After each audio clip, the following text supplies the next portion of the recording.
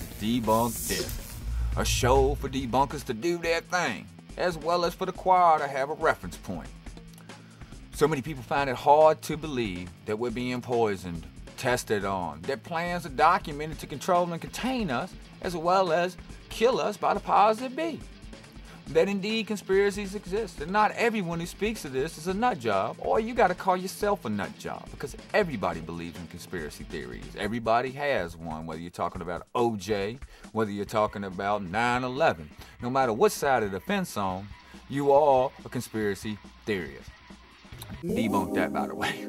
Now, this show isn't about why they do what they do. It's about the fact that it has and is being done. Now, this show won't be covering hours worth of evidence. We will focus on an element or two and keep it simple and to the point. Now, all links are going to be provided for this, from declassified documentation to news articles. Now, there are many people who like to comment, and I know you've seen them, you might even be one of these people. That is ridiculous to think that the U.S. government will poison, test, or even kill its own citizens. I mean, they say that you're a conspiracy nut. Or they ask, why would the government do that to its own people? And to those people, I have to say, to understand why, one must understand how and if they're even doing it. Now, through investigation and research, the how and if can be found in declassified material, documentation, appending evidence to the why. Now let's get on into this, and let's start by taking a look at 64 years of declassified material dating from 1931 to 1995. Now, using any search engine out there that you want to use, type in Human Experimentation, Government Experimentation, and you'll get a bunch of sites out there that have the same list that's going from 1931 to 1995. Now, on all of these lists, I went through so many sites that have the same list, but they don't tell where they got this information from. And I kind of got to say that I think that they just got it off another website and then put it on theirs, instead of resourcing this stuff, looking it up and seeing where this information came from. I know it makes it hard to do, but you know, that's just how it is. So what I did was I went through the list, and I just kind of went through and I picked a bunch of ones to cover, and then I researched it.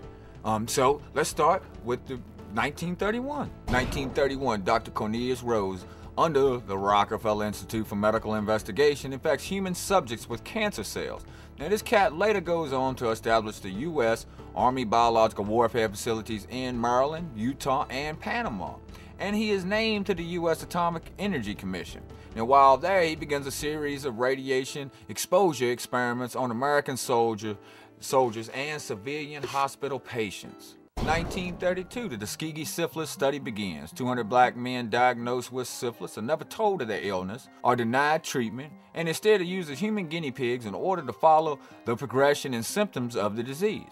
They subsequently die from syphilis, and their families are never told that they could have been treated. 1938, a little psychological experimentation here. The War of the Worlds aired on October 30th over CBS Radio with 6 million listeners. And they presented with a series of simulated news bulletins which suggested that an actual Martian invasion was in progress. Now, some listeners heard only a portion of the broadcast. And in the atmosphere of tensions and anxiety leading to World War II, took it to be a real news broadcast. Now, newspapers reported that panic ensued. People were fleeing the areas. Others was thinking they were smelling poison gas, and so on and so on. Now, this was directed and narrated by Orson Welles. The episode was an adaptation of H.G. Wells' novel, The War of the Worlds. Now, Wells' adaptation was one of the radio project's first studies. Now, the radio project was a social research project funded by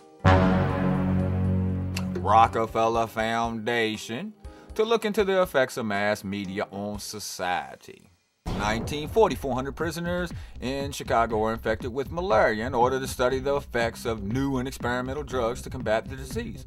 Nazi doctors, later on the trial at Nuremberg, cite this American study to defend their own actions during the Holocaust. 1942, Chemical Warfare Services began mustard gas experiments on approximately 4,000 servicemen. The experiments continued until 1945 and made use of the Seventh-day Adventists who chose to become human guinea pigs rather than serve on active duty. In 1969, Dr. Robert McMahon of the Department of Defense requests from Congress $10 million to develop, within 5 to 10 years, a synthetic biological agent to which no natural immunity exists. The very next year, 1970, funding for the synthetic biological agent is obtained under H.R. 15090.